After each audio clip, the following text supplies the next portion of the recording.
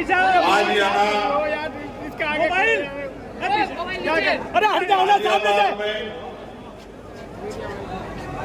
भाई सतपाल चौधरी जी की इस चुनावी सभा में क्या कर रहे हो यार? इतनी बड़ी संख्या में आप लोग उपस्थित हुए हैं। अरे भैया सामने मैं यहाँ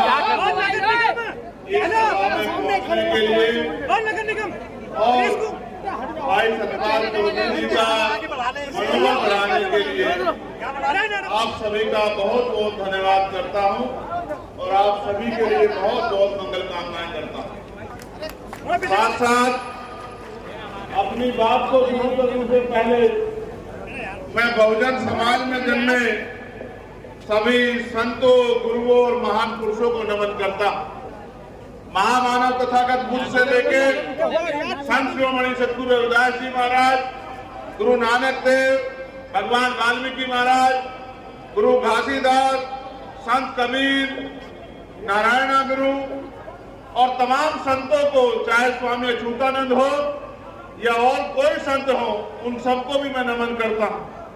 साथ साथ राष्ट्रपिता ज्योतिबा फूले, छत्रपति साहू जी महाराज, डॉक्टर बाबा साहब अम्बेडकर, ईवी पेरियार रामानायकर स्वामी, पेरियार ललित यादव, बाबू जगदेव प्रसाद कुशवाहा, जननायक कपूरी ठाकुर, चौधरी चरण सिंह जी, सर छोटू राम, कोतवाल धन सिंह गुर्जर, महामना रामसुर वर्मा, बाबू शिवदयाल चौरसिया, संत राम बी प्रजापति, मान्यवर दीना भाना वाल्मीकि और मेरे गुरु, मेरे आदर्श मान्यवर काशीराम साहब को भी नमन करता हूं।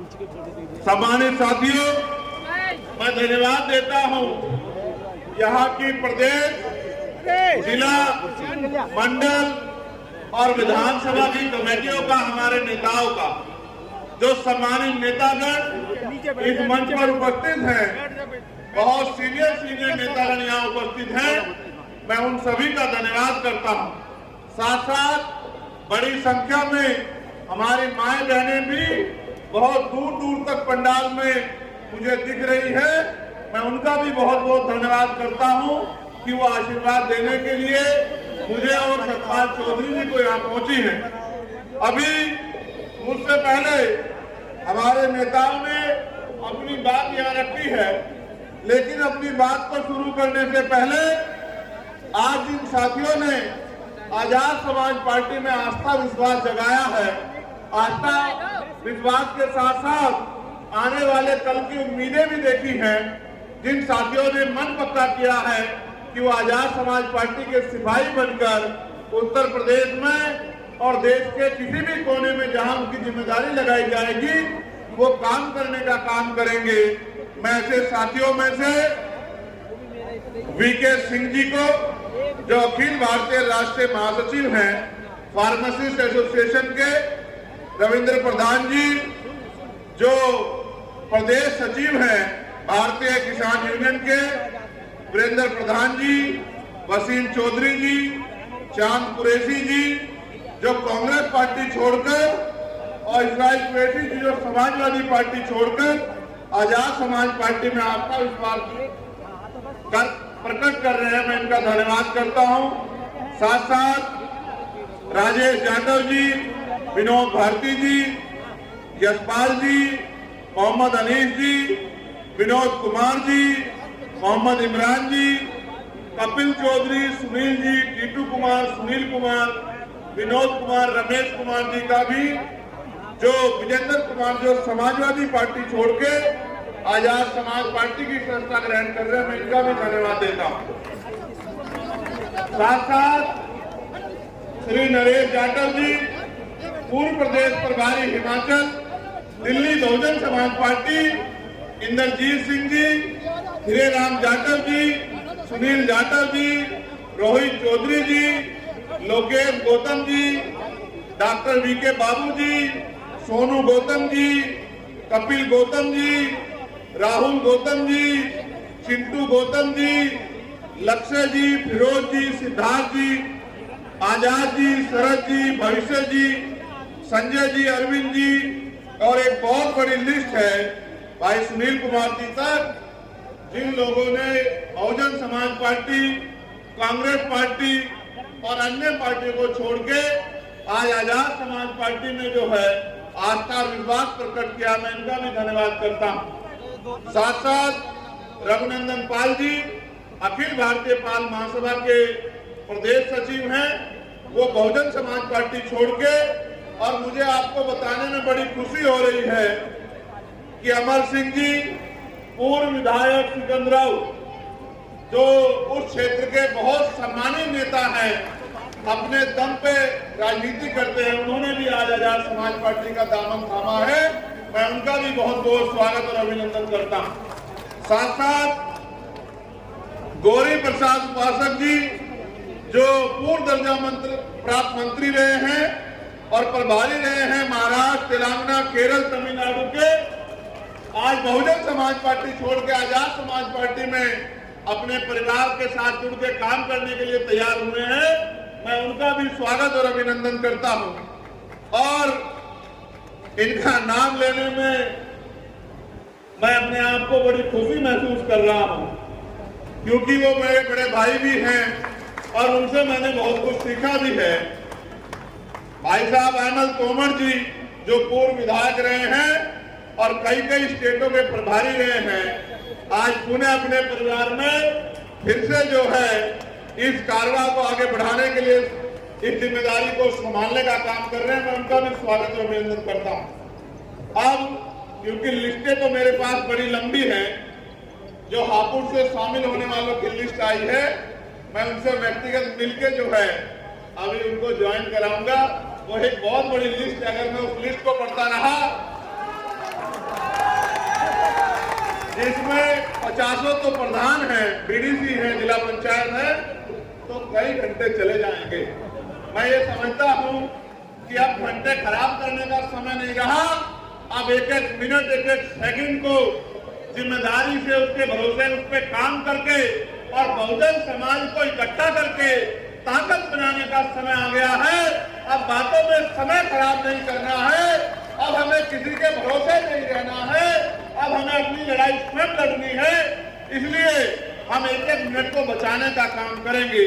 सम्मानित राष्ट्रीय कोर कमेटी के बहुत सारे मेंबर यहाँ मौजूद हैं, चौधरी निजाम साहब, अमित कसाना जी, कपिल आजाद जी, तालिब चौधरी जी, हमारे जिलाध्यक्ष मनोज जी, संजीव कुमार जी, अमर सिंह यादव जी, नरेश जाटव जी, जोनी जाटव जी, और एक बहुत बड़ी लिस्ट है। मैं इनका दिल से धन्यवाद करता हूं जिन्होंने ये आंदोलन को आगे बढ़ाने में राहुल जी और तमाम लोगों ने मेहनत की। अब हम काम की बात करते हैं। करनी चाहिए नहीं करनी चाहिए? काम की बात बताओ, करनी चाहिए नहीं करनी चाहिए? तो गाजियाबाद के मेरे साथियों सुनो, ये गाजियाबाद हमारी राजधानी है, राजधानी। ये गाजियाबाद मेरा दूसरा घर है। मैंने बहुत कठिनाइयों का समय यहाँ गुजारा है। यहाँ के बहुत सारे सीनियर लोग जानते हैं कि जब पूरे उत्तर प्रदेश की पुलिस मेरे पीछे पड़ी थी, तो ये गाजियाबाद के लोगों ने मेरा हाथ पकड़ के मुझे चलने की ताकत दी थी। मैं गाजियाबाद को अपना घर मानता हूं। ऐसी बहुत सी रातें हैं, ऐसी बहुत सी रातें हैं कि पुलिस पीछे पीछे और हम लोग आगे आगे, और जमीन पे लेट के हमने अपने भाइयों के बीच में यहाँ बहुत सारा समय जो है गुजारने का काम किया है। मैं इस मिट्टी को कभी भूल नहीं सकता हूँ। ये बहादुरों की मिट्टी है, ये बहादुरों का क्षेत्र है, ये बहादुरों का, ताकतवर लोगों का, विसर्जी लोगों का क्षेत्र है। मैं इसकी ताकत को जानता हूँ। हमारे साथ मेरे पीछे रिटायर्ड सीओ, हमारे बड़े सम्मानित नेता कल्याण सिंह जी भी बैठे हैं। मैं उनका भी धन्यवाद करता हूँ। उन्होंने भी बहुत, और उनके साथियों ने मेरी बड़ी मदद की है समय समय पे। और जब जब मैंने दिल्ली में आह्वान किया सरकारों को धूल चटाने के लिए, तो गाजियाबाद ने सीना तान करके जो है दिल्ली की सरकार को मेरे साथ खड़े होकर आंख दिखाने का काम किया। मैं गाजियाबाद के साथियों का पूरा धन्यवाद देता हूँ। छोटे भाई गुलजार जी और तमाम सब लोग यहाँ लंबे समय से संघर्ष कर रहे हैं, लेकिन अब उस संघर्ष को एक रूप देने का समय आ गया है। आपने सामाजिक रूप से बहुत बार जो है विरोधियों को धूल चटाए, चाहे इसी पार्क में जब ये भारतीय जनता पार्टी के लोग पार्टी बना के बाबा साहब अम्बेडकर को अपमानित करने का काम कर रहे थे। मेरी माओ बहनों ने मोर्चा लेके उनके मंसूबों को नाकामयाब करने का काम किया था। मैं इस बात को जानता हूं, अपनी शक्ति को जानता हूं।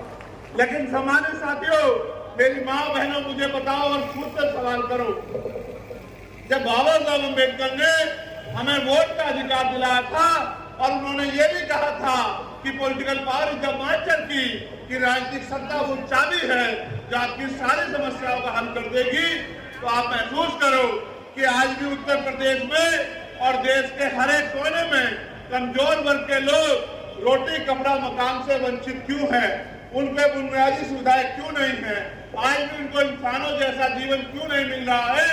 जब हम इस बात को देखेंगे तो हमें यह एहसास होगा कि हमने अपने महापुरुषों की बातों को कानों से तो सुना है, लेकिन उस पर जिम्मेदारी से अमल नहीं किया है। जिस दिन हम जिम्मेदारी से अमल करेंगे और अपनी पूरी ईमानदारी से, जिस तरह से हम 8 घंटे अपना पेट पालने के लिए मेहनत रोजगार करते हैं, मजदूरी करते हैं, नौकरी करते हैं और 8 घंटे 10 घंटे की मेहनत में कुछ पैसे कमा के अपने बच्चों का पेट पालने का काम करते हैं, अगर 2 घंटे भी हम लोग मिशन का काम करें, अपनी पार्टी का काम करें और बहुजन समाज में भाईचारा पैदा करने का काम करें, तो वो दिन दूर नहीं कि राजनीतिक शक्ति आपके हाथ में होगी। आप ये जानते हो नहीं जानते हो कि जिस दिन से आप लोगों ने, मैं पुनः धन्यवाद करूंगा आपका कि आपने एक एक पैसा जुटा के, जब मैं नगीना में चुनाव लड़ रहा था तो मेरे हाथों को मजबूत करने के लिए भेजा और आपके उस पैसे से इतनी ताकत मिली कि आज आपका बेटा चंद्रशेखर आजाद दिल्ली में पार्लियामेंट में खड़े होके आपके हर एक अधिकारों के लिए संघर्ष करने का काम करता। आपने मुझे पार्लियामेंट में बोलते देखा होगा, कितने लोगों ने देखा, जरा हाथ उठा के रखा, बताओ दिल से अपने दिल पर रख के बताना, बताओ आपका अकेला चंद्रशेखर सैकड़ों में भारी है या नहीं, बताओ। अब ये काम आपने केंद्र में तो कर दिया, दिल्ली में तो कर दिया, लेकिन उत्तर प्रदेश में ये काम अभी अधूरा है। जब तक उत्तर प्रदेश में मेरे जैसे लोग विधानसभा लखनऊ में जाके और सरकार की आंखों में आंखें डाल के आपके अधिकारों के लिए संघर्ष नहीं करेंगे, आपके अधिकारों पर जो डाका पड़ रहा है उस डाके को खत्म करने का काम नहीं करेंगे, आपके क्षेत्र की समस्याओं के लिए आवाज उठाने का काम नहीं करेंगे, तब तक मुझे नहीं लगता कि गाजियाबाद में कोई बदलाव हो सकता है। बाकी लोगों पे तो ये मौका 2027 में आएगा, लेकिन आप तो बड़े किस्मत वाले हो, आप तो बड़े खुशहाल हो, आपके हिस्से में तो 1 साल बाद ही, इसी साल आपके चुनाव के 1 साल बाद और इसी साल 2024 में आपके सामने तो पुनः वो मौका आ गया है कि आप अपनी पिछली भूल को सुधार करके और अपनी आवाज को उठाने वाला चंद्रशेखर आजाद जैसा एक सिपाही लखनऊ में आप लोग भेज सकते हो, अगर आप मानसिक और शारीरिक रूप से तैयार हो जाओ। और मैं आपको विश्वास दिला कहता हूँ, पार्टी ने जिस व्यक्ति को यहाँ जिम्मेदारी दी है कि वो आपकी आवाज को उठाने का काम करेगा, मैं उसके संघर्ष को जानता हूँ, मैंने उसके संघर्ष को देखा है। कई बार दिल्ली का पानी बंद करके अपने आंदोलन को, किसानों के आंदोलन को कामयाब कराने का काम उन्होंने किया। और अभी अभी जो शिक्षा माफियाओं के खिलाफ आंदोलन चल रहे हैं, मजदूरों के, किसानों के, नौजवानों के, बेरोजगारी के खिलाफ जो आंदोलन चल रहे हैं, उस आंदोलन में भी भाई सतपाल चौधरी कंधे से कंधा मिला के आपकी आवाज को उठाने का काम कर रहे हैं, बिना किसी पद पे होते आपकी आवाज बनने का काम कर रहे हैं। सोचिए, अगर इस बहादुर भाई को आपने वोट की ताकत से असेंबली में भेज दिया तो क्या गाजियाबाद में आपके हितों की रक्षा होगी या नहीं होगी, बताओ। क्या गाजियाबाद में आपके अधिकारों पर कोई डाका डाल पाएगा? सरकार के सारे विधायक सांसद एक तरफ और आपका अकेला सतपाल चौधरी एक तरफ। याद रखना मेरी बात, सरकार के गुंडों के अगर कुंडे ना बंद कर दिए तब आप मेरे मुझसे सवाल करना कि भाई आपने जो कहा था वो गलत साबित हुआ। मैं आपको कहना चाहता हूं, हम पे विजन है उत्तर प्रदेश में बदलाव का, हम पे मिशन है महान पुरुषों के विचारधारा को, उनके सपनों को पूरा करने का। और हम में माला है, हम में बल है, हम में जुनून है। ये गरीबी, बेबसी, लाचारी, बेरोजगारी, महंगाई, जुल्म जाति खत्म करने का। और जब तक किसी के अंदर संकल्प नहीं होता, माननीय काशीराम साहब कहा करते थे कि तमन्ना अगर सच्ची हो तो रास्ते हजार होते हैं, तमन्ना अगर झूठी हो तो बहाने हजार होते हैं। हमारे दिलों में तमन्ना है कि आजादी के 75 साल बाद तो अब दलितों को, पिछड़ों को, आदिवासियों को, मुसलमानों को, अन्य धार्मिक अल्पसंख्यक को और उनको भी सामान्य जाति के उन गरीब लोगों को जो जुन जाति सह रहे हैं, उनकी जिंदगी में अब खुशहाली आनी चाहिए। जो सरकारें उत्तर प्रदेश या केंद्र में बैठी हैं, आप ये जानते हो कि वो तानाशाही वाली सरकारें हैं। अगर उनका आदमी भी उनके खिलाफ, उनके भ्रष्टाचार, उनके झूठ, उनके झूठे वादे या उनकी झूठी नीतियों के खिलाफ, तानाशाही के खिलाफ अगर आवाज उठाता है तो वो तो उसके अपने नहीं रहते, उत्तर प्रदेश की जनता के अपने कैसे होंगे। आप ये देखो किस तरह से बुलडोजर के जरिए और तमाम तरीकों से जुल्म जाति को बढ़ावा दिया जा रहा है, संविधान को कुचलने का काम किया जा रहा है। सब लोगों की निगाहें अगर किसी की तरफ है तो वो नीले पट्टे वालों की तरफ। अगर आज पूरा देश किसी की तरफ देख रहा है और नीले पट्टे वालों की तरफ देख रहा है, ये नीले पट्टे वाले अब क्या करेंगे। लेकिन मैं भी ये मानता हूं कि जब ये नीले पट्टे वाले संकल्प लेकर किसी और निकलते हैं तो फिर रास्ते खुद ब खुद बन जाते हैं। कहते हैं ना कि संघर्षों के साए में घनघोर जवानी पलती है और इतिहास उधर झुक जाता है जिस ओर जवानी चलती है। और जवानी किसकी तरफ है ये बताना मुझे नहीं पड़ेगा। जवानी चाहे वो गाजियाबाद की हो या जवानी चाहे सिद्धार्थनगर नेपाल बॉर्डर की हो या जवानी दिल्ली में बैठे नौजवानों की हो, जवानी आज क्रांति का रास्ता अपना चुकी है। और जब तक वो सत्ता में बैठे लोगों का घमंड नहीं तोड़ेगी, सत्ता में बैठे लोगों का अहंकार नहीं तोड़ेगी, और जब तक वो इस भारत को संविधान के जरिए चलने वाला भारत, सम्राट अशोक के सपनों का भारत नहीं बना देती, तब तक वो रुकने वाली नहीं है। ये एक आंधी है और ये समय के साथ चलती है। जब आंधी चलती है तो छोटी मोटी चीजें उसका मुकाबला नहीं कर पाती हैं। आप याद रखो मेरी बात को, आपने समय समय पे देश के संविधान की रक्षा की है, गरीबों को मिलने वाले आरक्षण की रक्षा की है, समय समय पे देश के लोकतंत्र की रक्षा की है। लेकिन सबकी रक्षा करने वाले मेरे बहुजन समाज के लोगों, अब अपनी रक्षा के बारे में भी सोचो। ये सही है कि बाबा साहब अम्बेडकर ने कहा था कि हम प्रथम और अंत्य भारतीय हैं, लेकिन भारतीय होने का गौरव तो हमारे दिल में है और हमें इस बात का गर्व भी है। लेकिन जब तक भारत में गरीबों, किसानों, मजदूरों, नौजवानों, महिलाओं को सम्मान का जीवन नहीं मिलेगा, तब तक फिर भारत के गौरव के साथ बातों बातों में नारे लगा के खड़े रहना कोई अच्छी बात नहीं है।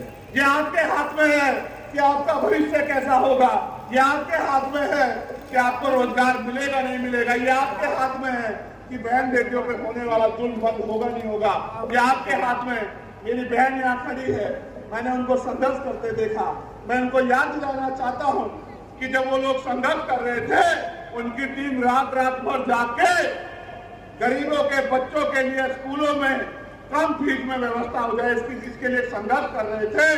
तो मैं दिल्ली में खड़े होके उनकी मांग को मजबूत कर रहा था कि भाई ये समझो कि शिक्षा हथियार है, इस हथियार को अगर आपने बाजारीकरण कर दिया, बाजार की भेंट चढ़ा दिया, तो गरीब का बच्चा अच्छी शिक्षा प्राप्त नहीं कर पाएगा।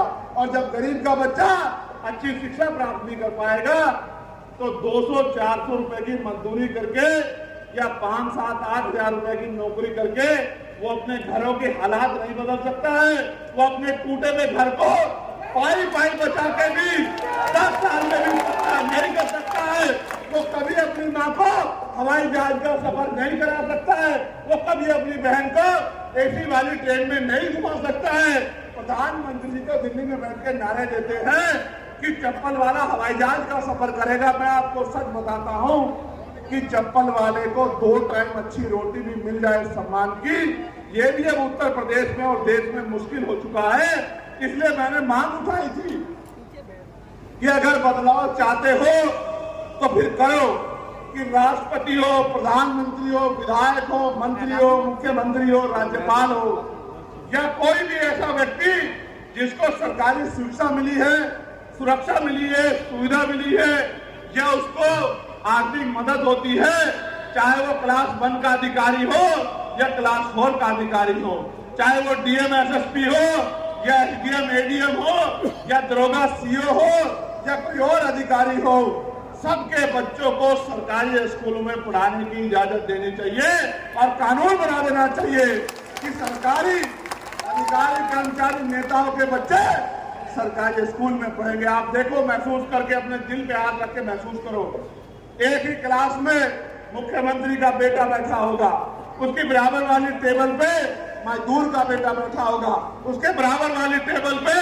एसडीएम का बेटा बैठा होगा, उसके बराबर वाली टेबल पे कुर्सी पे डीएम का बेटा बैठा होगा, उससे बराबर वाली कुर्सी पे एसएसपी का बेटा बैठा होगा और उसके बराबर वाली कुर्सी पे टिकम नागर भाई मेरे जैसे किसान का बेटा बैठा होगा, मजदूर का बेटा बैठा होगा। तो अगर वो हमारी परवाह नहीं करेंगे तो अपने बच्चों की परवाह तो करेंगे। ये जो बड़े बड़े प्राइवेट सेक्टर के स्कूल बना के खड़े कर दिए, गरीब लोग इसके सामने से तो गुजर सकते हैं, लेकिन खुद को और अपने बच्चों को इन स्कूलों में अंदर नहीं पहुंचा सकते, उनकी क्लास तक अपने बच्चों को नहीं बिठा सकते। जब ये इतनी बड़ी खाई पैदा हो जाएगी तो गरीब का बच्चा कैसे जो है इन अमीरों के बड़े बड़े स्कूलों का मुकाबला करेगा। साथ साथ मैंने ये मांग भी की है कि जितने भी सरकारी कर्मचारी, अधिकारी, नेता, अभिनेता हैं, चाहे वो राष्ट्रपति से लेके और गांव का प्रधान क्यों ना हो, उनके बच्चों का और बीमार होने में उनका इलाज सरकारी अस्पताल में होना चाहिए। सही बात है। जिस दिन ये हो गया भारत में, आप मेरी बात को याद रखना, उस दिन सरकारी अस्पतालों में डॉक्टर भी मिलेगा, सारे टेस्ट भी वही होंगे, बढ़िया से बढ़िया दवाइयां भी वहां मिलेंगी और साफ सफाई भी ऐसी अच्छी होगी कि आपको सरकारी हॉस्पिटल और 5 स्टार होटल में फर्क महसूस नहीं होगा। जब मंत्री जी का इलाज वहां होगा, मंत्री जी के बेटे का होगा, राज्यपाल के बेटे का होगा, प्रधानमंत्री जी का होगा, ये बड़े बड़े उद्योगपतियों का होगा, ये बड़े बड़े उद्योगपति नेता खुद तो प्राइवेट हॉस्पिटल में जाते हैं और हमसे कहते हैं कि हमने सरकारी अस्पताल अच्छे बनवा दिए हैं। अगर इतने अच्छे बनवाए हैं तो पहले अपना इलाज कराओ, फिर गरीबों को उसमें धक्का दो, तब मैं मानूंगा कि आपने हमारे लिए अच्छा बनाया। मैं आपको कहता हूं, आज देश भ्रष्टाचार की भेंट चढ़ रहा है और पूरे देश में कमजोरों, किसानों, गरीबों की निगाह है आपकी तरफ। और अगर वास्तविकता में आप मुझसे प्यार करते हैं, वास्तविकता में आप भारतीय संविधान से प्यार करते हैं और वास्तविकता में आप बाबा अम्बेडकर के सपनों को पूरा करना चाहते हैं, वास्तविकता में आप अपनी वोट की ताकत बनाना चाहते हैं, फिर वो दिन दूर नहीं है। अगले 3 से 4 महीने में उपचुनाव उत्तर प्रदेश की 10 सीटों पे होंगे। टोटल सीटें तो 403 हैं, लेकिन चुनाव 10 सीटों पे उपचुनाव होंगे और पूरे प्रदेश की निगाह इन 10 सीटों पे होगी। जहां कुछ लोग चंद्रशेखर आजाद को हराने के लिए लड़ेंगे, वही आजाद समाज पार्टी उत्तर प्रदेश में नया विकल्प बनाने के लिए लड़ेगी चुनाव। और विकल्प भी ऐसा जो विकल्प एसी के कमरे में पड़ के नहीं, सड़कों पे गरीबों के बीच में खड़ा होकर उनकी लड़ाई लड़ने का काम करेगा। ऐसे नेताओं का निर्माण होगा जिनके लिए अपना हित बाद में होगा और समाज हित, क्षेत्र हित, प्रदेश हित पहले होगा। जब ऐसी विचारधारा के लोग आगे बढ़ेंगे तभी प्रदेश में परिवर्तन होगा। आप अपने दिल पे हाथ रख के बताओ, रात को 11 बजे अगर आपकी बेटी घर से निकल के बाजार की किसी दुकान पे जाओ तो क्या आपका दिल उत्तर प्रदेश में आज धक-धक करता है, नहीं करता है? बताओ। क्या आपको भय लगता है, नहीं लगता है? बताओ। तो सब कुछ होते हुए भी अगर बहन बेटियां उत्तर प्रदेश में सुरक्षित नहीं है तो मैं मुख्यमंत्री जी से कहना चाहता हूं कि आपको कोई अधिकार नहीं है कुर्सी पे बैठने का। अगर आप में जरा सी भी नैतिकता हो तो आपको कुर्सी छोड़ देनी चाहिए, क्योंकि 7 साल के कार्यकाल के बाद भी आप उत्तर प्रदेश की बेटियों को सुरक्षा देने में, सुरक्षित रखने में कामयाब नहीं हो पाए। आपको कोई अधिकार नहीं है कुर्सी पे बैठने का। सिर्फ बड़ी बड़ी बातें वादे करने से काम नहीं चलेगा। जब राजनीतिक शक्ति दूसरे लोगों के पास होगी, जैसे आज भारतीय जनता पार्टी के पास है, तो आपके हाथ ऐसे फैले हुए हैं, और जब राजनीतिक शक्ति आपके पास होगी तो आपका हाथ देने वाला हाथ होगा। आज मेरा पूरा परिवार इस मंच पर एकजुट हुआ है। मेरे दिलों में बड़ी खुशी पैदा हुई है। मुझे ऐसा लगता है कि जो भार मेरे ऊपर है वो भार थोड़ा कम हो जाए, क्योंकि मैं इनकी शक्ति को जानता हूं। मैंने इनको संघर्ष करते देखा है, मैंने इनसे बहुत कुछ सीखा है। मेरा दिल ये कहता है कि आज और इसी समय से उत्तर प्रदेश में परिवर्तन का एक चक्र जो है शुरू हो चुका है। और आप देखना कि जब 10 विधानसभा उपचुनाव का रिजल्ट आएगा तो जिस तरह से आपका प्रतिनिधित्व दिल्ली में है, लखनऊ में भी आपका प्रतिनिधित्व होगा। आपकी बात को कहने वाला और ये नीला पट्टा पहन के बहादुर योद्धा की तरह, शेर की तरह दहाड़ने वाला आपका सिपाही विधानसभा में होगा, ऐसा मेरा विश्वास है। मगर ये तभी संभव हो सकता है जब गाजियाबाद के लोग मन बना लें और गाजियाबाद के लोग अपनी जिम्मेदारी को उठा लें और आज से ही वो संकल्प ले लें कि हमें रोज 1 घंटा लोगों को आजाद समाज पार्टी से जोड़ के, उनकी विचारधारा, उनके विजन से जोड़ के और गाजियाबाद से नई शुरुआत करनी। क्योंकि बाहर के लोग मेहनत कर लेंगे अलग बात है, लेकिन जब तक गाजियाबाद का मेरा परिवार, नरेश भाई, विजय भाई, सचिव भाई, बिरजू भाई, तमाम लोग जो हैं, ये मेरे पुराने साथी, जब तक कमर नहीं कसेंगे तब तक लड़ाई आगे नहीं बढ़ेगी। सतपाल जी को मैं देखता हूं, वो सुबह सुबह पार्क में जाते हैं। सतपाल जी को मैं देखता हूं, वो हर आंदोलन में जाते हैं। अगर आप सब लोग सतपाल जी बन जाओ, सीओ साहब पीछे बैठे हैं, अगर आप सब लोग सतपाल जी बन जाओ तो वो दिन दूर नहीं कि ये लड़ाई हम लोग बड़ी आसानी से जीत जाएंगे। जहां तमाम लोग पैसे वाले लोगों को, ताकतवर लोगों को मुकाबला करने के लिए मैदान में उतारेंगे, वहां आपका ये किसान का बेटा यहाँ के कमजोरों, किसानों, मजलूमों, मजदूरों, मजबूरों, महिलाओं, बेटियों, संघर्षशील लोगों की आवाज बनके इस लड़ाई को मंजिल तक पहुंचाने का काम करेगा। और मैं आपसे एक और चीज मांगना चाहता हूं, ये बात तो मैं सतपाल जी के ध्यान में भी और चित्तौड़ साहब के ध्यान में भी लाना चाहता हूं, और अपने सम्मानित नेताओं के ध्यान में भी, जिन्होंने पश्चिम की बागडोर संभाल रखी है। 11 तारीख को दिल्ली में हमने ऐलान कर दिया है कि हम केंद्र की सरकार को घुटने टिकवा के रहेंगे। 11 तारीख को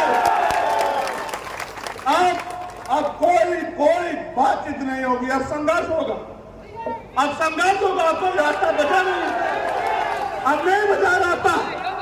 ये सरकार अगर हमारे अधिकारों को निगलने का काम करेगी तो हम भी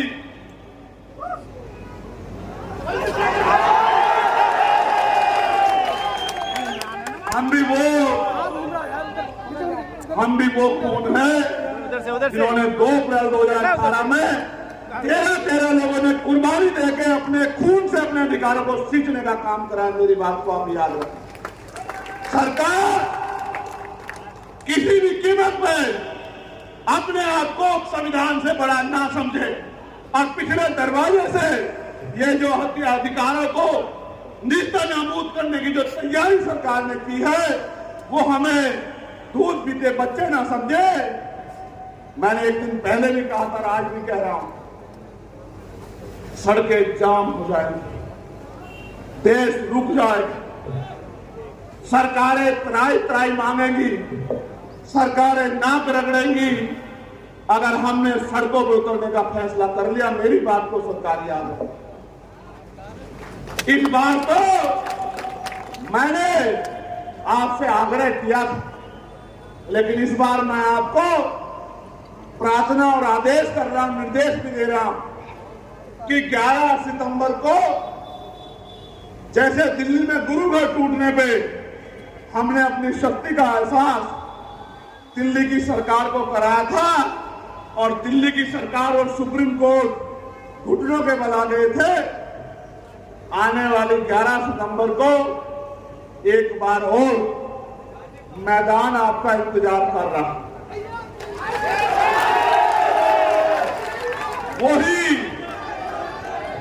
वही रामलीला मैदान होगा और उसी रामलीला मैदान में इस बार संविधान लीला होगी। मेरी बात को आप याद रखना। इसलिए मैं आपसे 2 प्रार्थनाएं कर रहा हूं कि आज से आप सतपाल जी का इंतजार मत करना कि सतपाल जी आपकी बस्ती में आएंगे, सतपाल जी आपको चलने के लिए कहेंगे।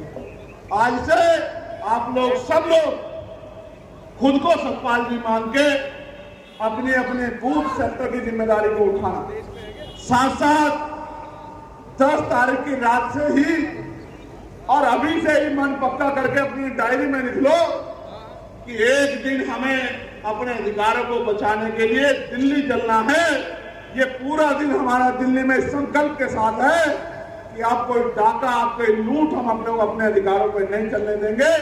वो दिन चले गए कि एक लाठी से पूरे गांव को हाथ दिया जाता था, वो दिन चले गए। अब तो वो दिन है, अगर संवैधानिक मर्यादा में समझोगे तो संवैधानिक मर्यादा में समझाएंगे, और अगर गुंडागर्दी करोगे